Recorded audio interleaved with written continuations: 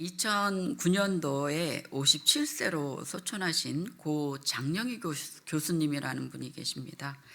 이분은 돌즈음에서 아주 고열이 나고, 그래서 이제 소아마비 판정을 받고 오른쪽 손이 마비되는 그러한 이제 힘든 생활을 이제 시작하게 되신 분인데, 평생을 그러니까 목발을 짚고 생활을 하셨던 분인데, 그러니까 지금도 많이 장애 뭐 여러 가지 복지나 처우가 개선이 됐다 해도 힘든 그러한 상황인데, 그 옛날에 50년대 52년도 뭐 이렇게 출생하셨던 것 같아요.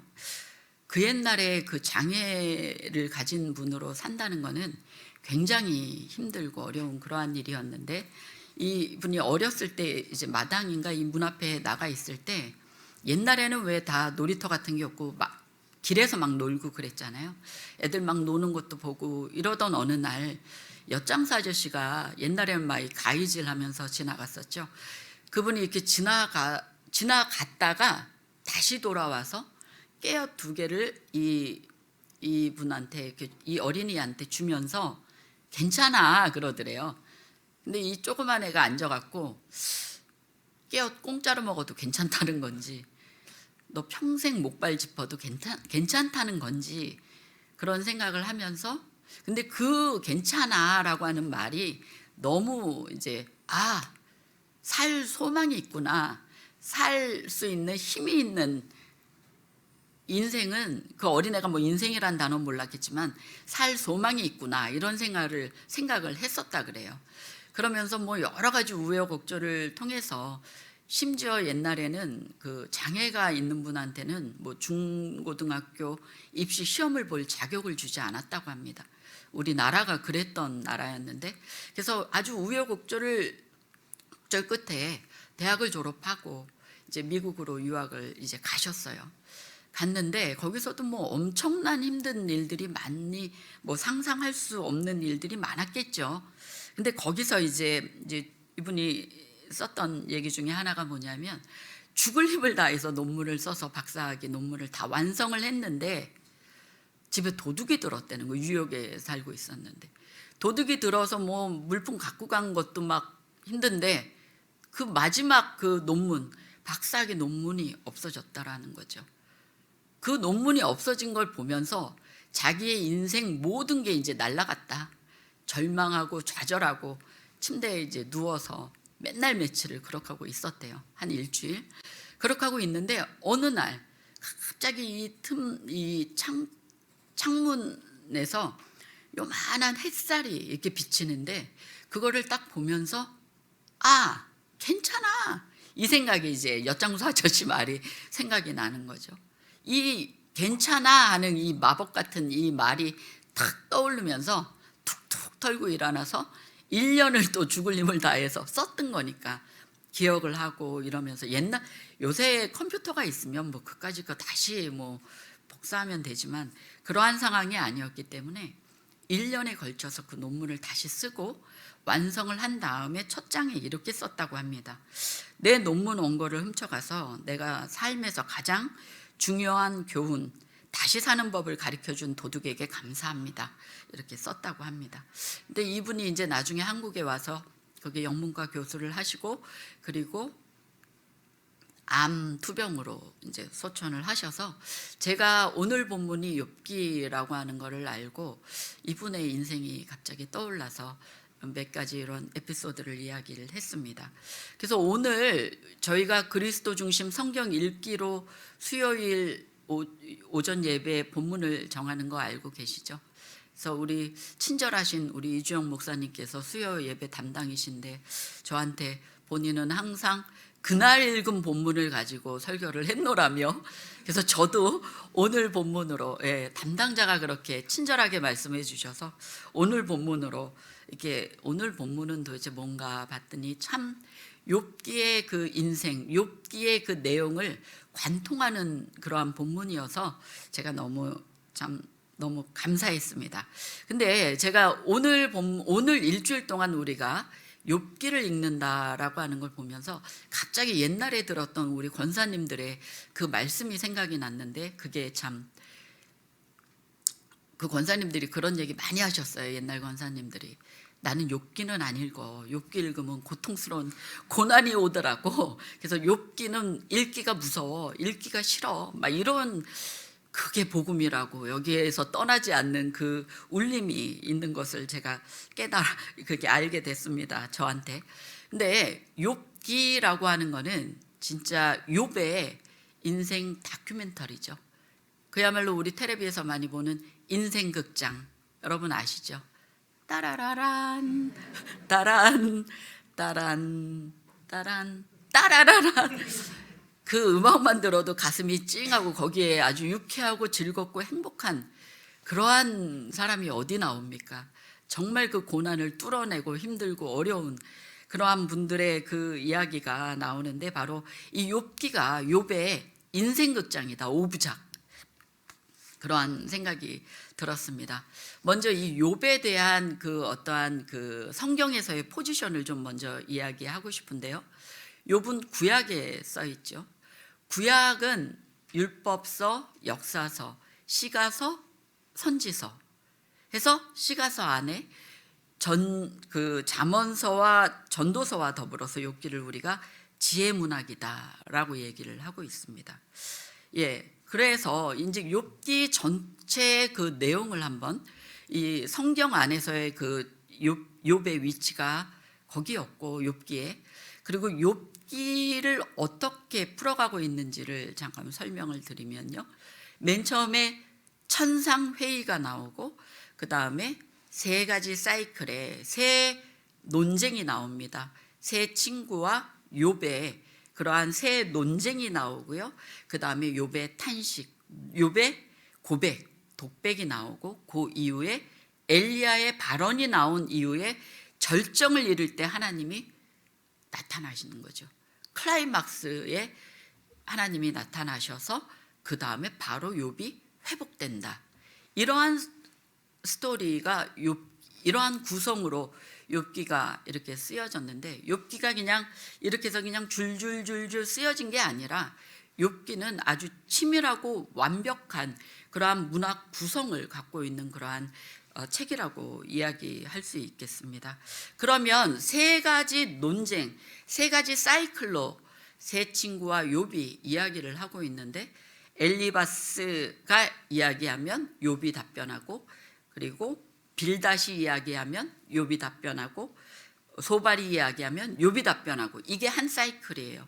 그렇게 두 사이클을 가고 두 번째 사이클이 최고의 칙을 찍고, 그리고 세 번째 사이클에서는 뭐 소발이 얘기도 안 하고 똑같은 얘기가 반복되는 그러한 구성으로 되어 있는 거고, 오늘의 이 본문은 두 번째 사이클에서 엘리바스가 얘기한 이후에 욥이 이야기하고, 그 다음에 빌닷이 얘기한 이후에 욥이 답변하는 그 내용이 지금 19장 내용이라고 이야기할 수 있겠습니다. 잘 따라오고 계시죠? 갑자기 이거 국어 시간인지 헷갈리는 그러한 내용인데, 그러한 구성, 지금 이 본문이 위치가 거기 있구나 생각하면서 한번 들으시면 더 도움이 되실 것 같습니다. 근데 욥기의 저자나 욥기의 제작 연도는 우리가 정확하게 알 수가 없는 게, 어떠한 시대적인 어떠한 그 사건이나 특정한 어떠한 내용들이 나와 있지 않기 때문에 욥의 그 저자도 또 제작 연도도 정확하게 이때다라고 그렇게 결정하기가 어려운 그러한 책인데요. 그러면 왜 세 친구와 욥이 이렇게 논쟁을 했을까? 왜 논쟁을 했을까? 뭐가 생각이 다르니까 이렇게 논쟁을 했겠죠. 뭔가 먼저 세 친구의 그 사고, 세 친구가 주장하고 있는 그들의 그 말은 인과응보, 우리 많이 들어봤죠. 인과응보, 권선징악, 인과응보예요. 원인과 결과에 따른 그러한 응당한 대가를 치른다. 이런 뿌린 대로 거둔다. 이 인과응보 아니겠습니까? 인과응보라고 하는 것은 의인은 복을 받고 악인은 벌을 받는다. 그렇죠. 여러분, 우리가 매일 지금 큐티를, 신명기 큐티를 하는데 거기서도 나오는 게 뭡니까? 순종하면 복을 받고 불순종하면 저주를 받는다. 거역하면 저주, 순종하면 축복. 이게 지금 기본 저거 아니겠습니까? 욥의 친구들이 틀린 말을 하는 게 아닙니다. 인과응보의 그 정신으로 지금 욥한테 얘기를 하는 거죠. 너의 이 고난은 분명히 뭐가 있어. 너 잘 찾아봐라. 무슨 죄가 있을 거다. 이 고난은 분명한 죄악의 결과다. 이 얘기를 계속 하는 거죠. 그래서 그 내용을 보면 욥기 4장 7절에 보면 제가 읽어보겠습니다. 생각하여 보라. 죄 없이 망한 자가 누구인가? 정직한 자의 끊어짐이 어디 있는가?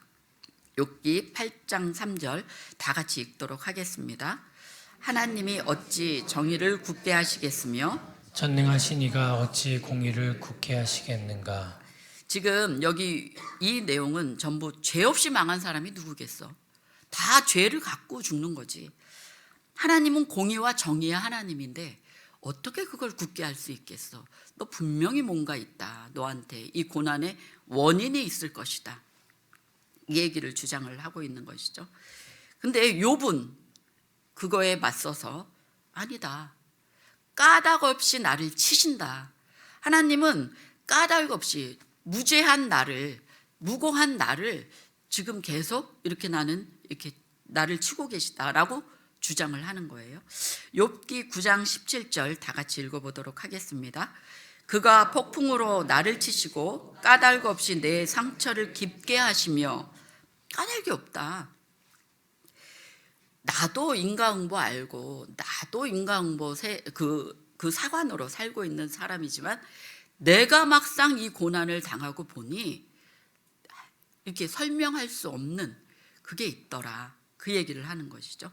내가 막상 그런 화를 당하고 나니까 이게 죄 때문이 아닌 거라는 얘기예요. 지금 욥은 그 얘기를 하면서 그럼 너희들 봐라. 왜 악인들이 형통하냐? 악인들 저렇게 잘 먹고 잘 사는 이유가 뭐지? 그렇게 인과응보가 있다면 그 악인들이 잘 살 수가 없지 않느냐라고 하면서 욥기 21장 7절을 이야기하고 있는 거죠. 다 같이 읽겠습니다. 시작. 어찌하여 악인이 생존하고 장수하며 세력이 강하냐? 예. 이 이후에 21장 7절 이후에 많은 부분이 악인의 형통에 대해서 얘기하고 있어요. 어떻게 하나님의 인과응보의 원리가 적용되지 않을 수 있냐? 적용되지 않는 현실도 있다라고 하는 얘기를 욥은 계속 이야기를 하고 있는 거죠. 예. 이러한 것을 알고 우리 이제 본문을 살펴보도록 하겠어요. 여태까지 뭐하고 이제 본문? 그런 표정으로 두려움에 떠는 욥기 19장 22절부터 24절까지 다시 한번 읽도록 하겠습니다. 시작. 너희가 어찌하여 하나님처럼 나를 박해하느냐? 내 살로도 부족하냐? 나의 말이 곧 기록되었으면 책에 쓰여졌으면 철필과 납으로 영원히 들에 새겼으면 좋겠노라. 24절까지. 예, 여기 보면은 지금 이 말을 하기 전에 어떠한 내용들이 나오냐면 나는 공동체로부터 완전히 소외당했다. 나는 너무 고독하다. 나는 너무 외롭다. 심지어 종들도 나를 존중하지 않는다. 무시한다.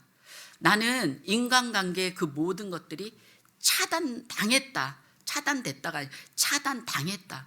욥이 그 얘기를 하고 있었는데 친구들조차도 너희조차도 마치 니네가 하나님인 양 나를 추궁하고 이제 친구들은 완전히 교만의 절정을 이루고 있는 것이죠. 그래서 욥은 나는 무죄하다. 내가 진짜 무죄한 거. 옛날에 나의 옛날에 나의 건강, 옛날에 나의 존중받은 명예 일로 돌아왔으면 좋겠다. 이게 아니라 내가 무죄한 것을 나는 입증하고 싶다. 내가 순전한 사람인 것을 많은 사람들이 앞에 내가 입증하고 싶다. 정말 그렇게 살고 싶다. 살아서가 아니면 죽어서라도 해서 책에 쓰는 것도 모자라서 돌에다 새겨서 내가 없는 그때라도 사람들이 아, 욥은 의인이었구나, 이렇게 내 죄 무고한 게 이렇게 해결됐으면, 입증됐으면 좋겠다라고 하는 마음에서 철필과 납으로 영원히 돌에 새겼으면 좋겠다. 욥도 만만하신 분이 아니에요. 이렇게 이야기를 하고 있는 거예요. 욥기 19장 25절 26절 다시 한번 읽도록 하겠습니다. 시작. 내가 알기에는 나의 대속자가 살아계시니 마침내 그가 땅 위에 서실 것이라. 가죽이 벗김을 당한 뒤에도, 지금 여기 26절의 내용을 보면 가죽이 벗겨짐을 당한다. 가죽이 벗겨짐을 당한다. 죽음을 의미해요. 내 육체 밖에서, 사람이 살다가 죽으면 육체와 영혼이 순식간에 분리가 된, 그러니까 육체 밖에서 하나님을 보겠다는 것은 바로 죽은 다음을 얘기하는 거죠. 지금 이거 다 죽는 얘기를 하는 거죠. 죽었을 때 죽고 내가 하나님을 보리라 라고 하는 그러한 내용을 이야기를 하고 있습니다. 여기 25절에 보면은 내가 알기에는 나의 대속자가 살아계시니, 대속자, 구속자, 히브리어로는 고엘이라고 이야기를 하고 있습니다. 근데 고엘이 천상에서 나의 죄가 아니라 내가 얼마나 무고한지, 나의 무고함을 변호해 주실 것이다, 이 얘기를 하고 있는데, 새 친구는 아까도 얘기했지만 인과응보, 끊임없이 변함없는 인과응보 사관으로 계속 욥에게 옳은 말만 계속하고 있는 거죠. 인과응보, 너 분명히 악인은 심판받는다, 이 전제로 계속 얘기를 하고 있는 거예요. 변함없이. 하지만 욥은 시간이 지날수록, 진도가 나갈수록, 맨 처음에는 너무 어디서 어떤 주먹이 날라올지 몰라서 정말 두렵고 떨리고 무섭고 정리가 안 됐는데, 새 친구들과 더불어 논쟁을 하고 그들에게 답변을 하면서 욥이 점점 자기의 생각이 구체화되고 자기의 신앙이, 자기의 생활이 구체화되고 하나님께 가까이 가는 모습을 볼 수 있게 됩니다. 그 내용을 좀 살펴보면은요, 욥기 9장 33절, 그래도 초반이죠. 초반에 욥이 어떠한 이야기를 하냐면, 우리 사이에 손을 얹을 판결자도 없다. 하나님은 사람이 아니어서 내가 하나님한테 대답할 수도 없고, 하나님은 사람이 아니어서 재판 걸어갖고 시시비비를 가를 수도 없고, 나한테 판결자가 없다, 막 이러면서 판결자를 달라, 이런 요청을 하고 있는 모습을 볼 수 있는데, 쭉 진도가 나가서 19절에 어떠한 이야기를 하고 있느냐 하면요, 지금 나의 증인이 하늘에 계시고 나의 중보자가 높은 데 계시다, 이러한 고백을 하는 거죠. 나의 의로움을 증명해 줄 그분, 그 증인이 하늘에 계시다, 중보자가 하늘에 계시다. 아까보다 굉장히 발전된 그러한 요청을, 간절한 요청을 하고 있습니다. 17장 3절에도 보면, 청하건대 나의 담보물을 주소서, 나의 손을 잡아줄 자가 누구리까? 나의 담보물을 주셔서 나의 보증자를 알게 하소서라고 얘기했는데, 오늘 읽은 19장 25절에는 훨씬 더 발전되고 완전히 클라이막스를 찍는, 내가 알기에는 나의 대속자가 살아계시다라고 얘기하고 있어요. 대속자. 그 맨 처음에는 나의 증인이 필요해요. 나의 판결자를 주소서, 나의 중보자를 주소서, 여러 가지 얘기를 하다가 결국에는 나의 대속자를 요청을 하고 있는 모습을 볼 수가 있는 거죠. 욥은 그 어떠한 삶의 그러한 회복을 그렇게 요구하면서, 우리가 대속자, 많이 듣던 얘기 아닙니까? 기업 물을 자, 많이 듣던 거죠. 구원자, 대속자, 속량, 속죄자, 바로 우리의 가까운 친척으로서 우리의 어떠한 것을 대신 물어줄 자, 대신 보상해 줄 자를 우리가 고엘, 대속자라고 얘기를 합니다. 그래서 그때는 혈연 공동체다 보니까 이 어떤 한 가족이 위험을 당하고 어려움을 당하고 어떤 불의의 사고를 당했을 때 그분의 그 가족의 어떠한 생명이나 재산, 그러한 권리 이런 것들을 대신 보상해주고 대신 회복시켜주는 그러한 그 고엘이라고 하는 그러한 장치가 있었어. 보호 장치, 회복 장치, 그렇게 구원 장치, 구원 행위, 우리가 이것을 고엘이라고 얘기합니다. 고엘 하니까 보아스가 생각나죠. 바로 계대 결혼의 당사자 고엘이었던 보아스, 우리가 룻기에서 많이 보았던 건데요. 다시 한번 우리가 욥기 처음 시작할 때 천상회의에서 시작했다고 했습니다.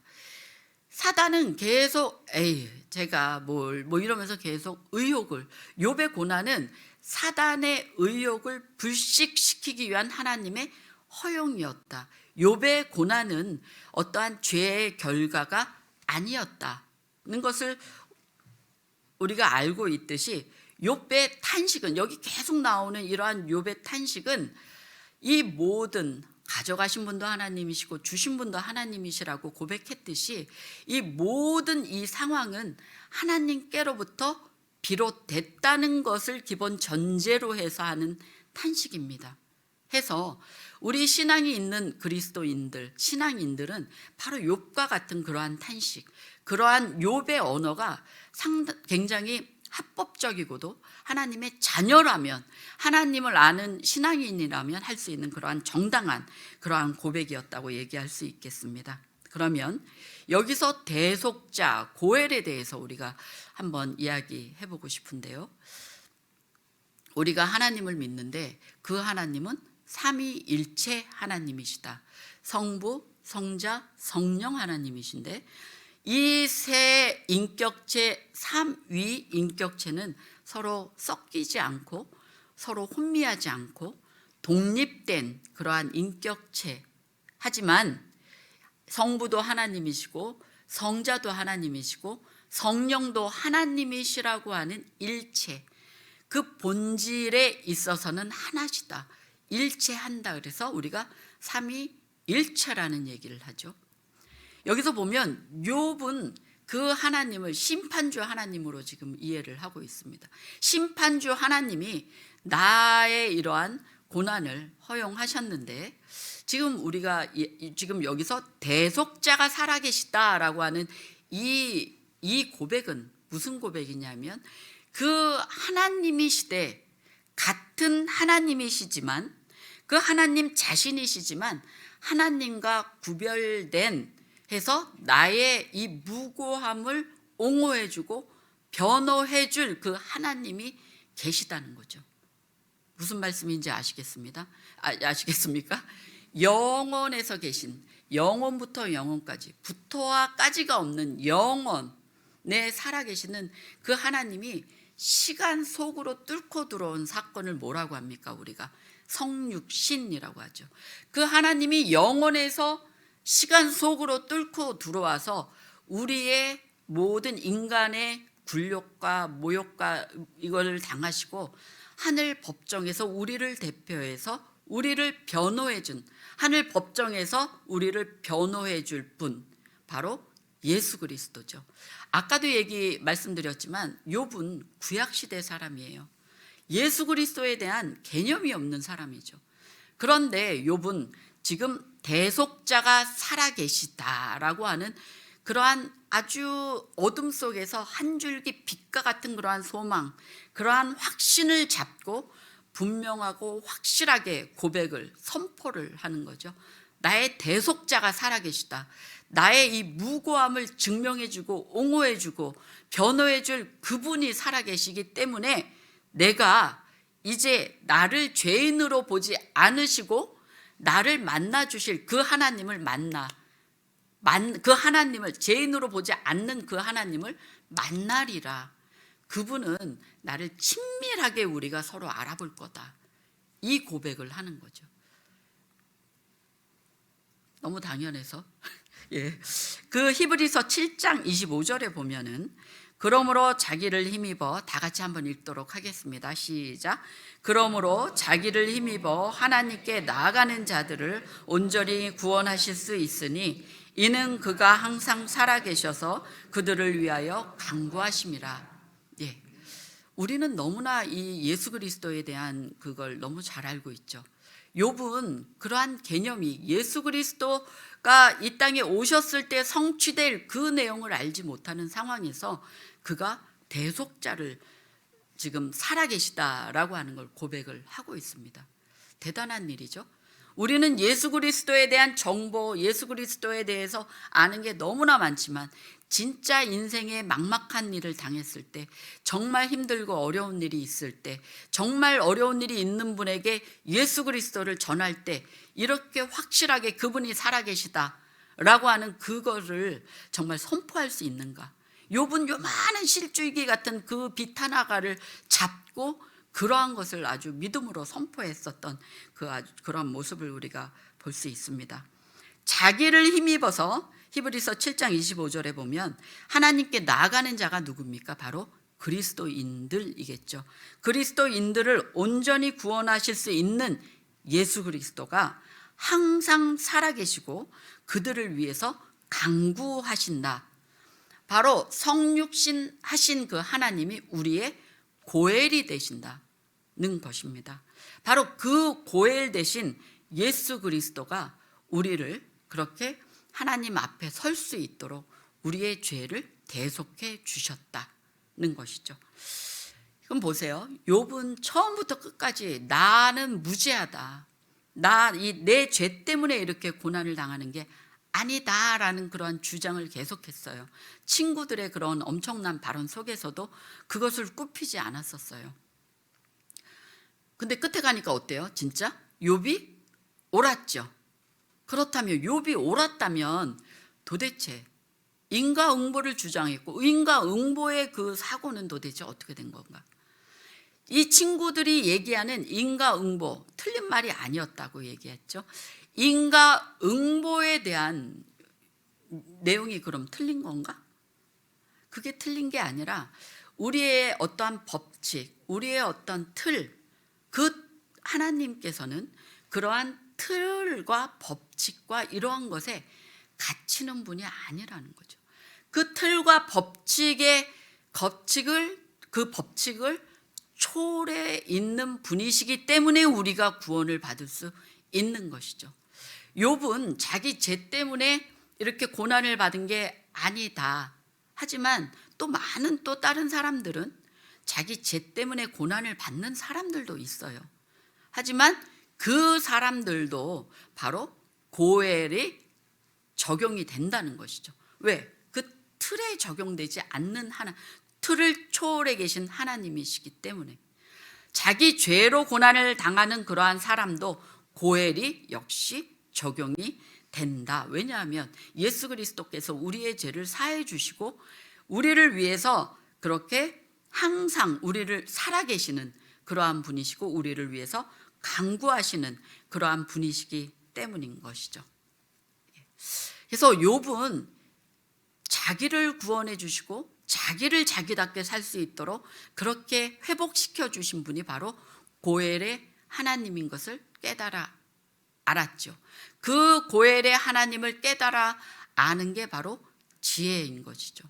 더 나아가서 고엘의 하나님은 너희가 욥에게 고엘의 삶을, 고엘적인 삶을 살라라고 그것을 요구하신다. 그것을 원하신다는 것을 깨달아 아는 게 지혜인 것이죠. 아까 지혜문학이라고 하지 않았습니까? 그래서 바로 우리에게 그러한 고엘의 삶을 살기를 원하시는 분이 하나님이십니다.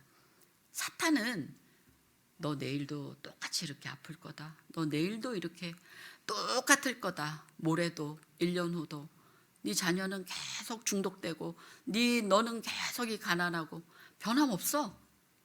계속 이러한 좌절과 절망의 메시지를 우리한테 주고 있죠. 하지만 주님은 괜찮아. 내일은 오늘보다 더 나아질 거야. 괜찮아. 바로 그렇게 말씀하시는 그러한 하나님 앞에서 그러한 우리가 소망을 보면서 살고 있습니까? 저는 이 말씀을 또 마치면서 그 아까 말씀드린 그 장영희 교수님에 대해서 다시 한번 이야기를 하고 싶은데요.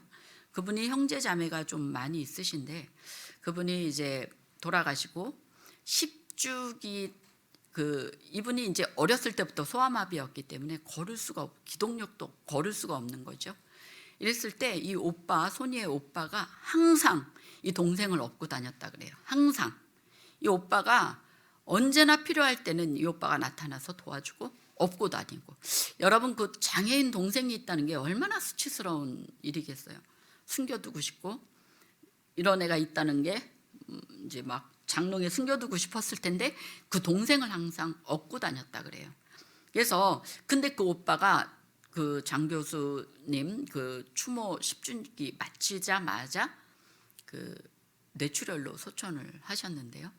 그분이 장영희 교수님이 그런 힘들고 어려운 그러한 욕과 같은 인생을 살면서도 항상 유쾌하게 항상 밝게 글을 쓸 수 있고 웃을 수 있는 것은 바로 이 고엘 같은 오빠가 있었기 때문에 가능하지 않았을까. 사실 그 인생은 멘붕이에요. 죽음은 멘붕이에요. 그럼에도 불구하고 그 멘붕을 멘붕으로 받지 않고 유쾌한 멘붕으로 해석을 하는 그분의 그 삶의 태도가 바로 이 고엘 같은 오빠가 있기 때문에, 고엘 같은 어떤 분들의 손길이 있었기 때문에 그분의 인생이 그렇게 되지 않았을까는 생각을 합니다.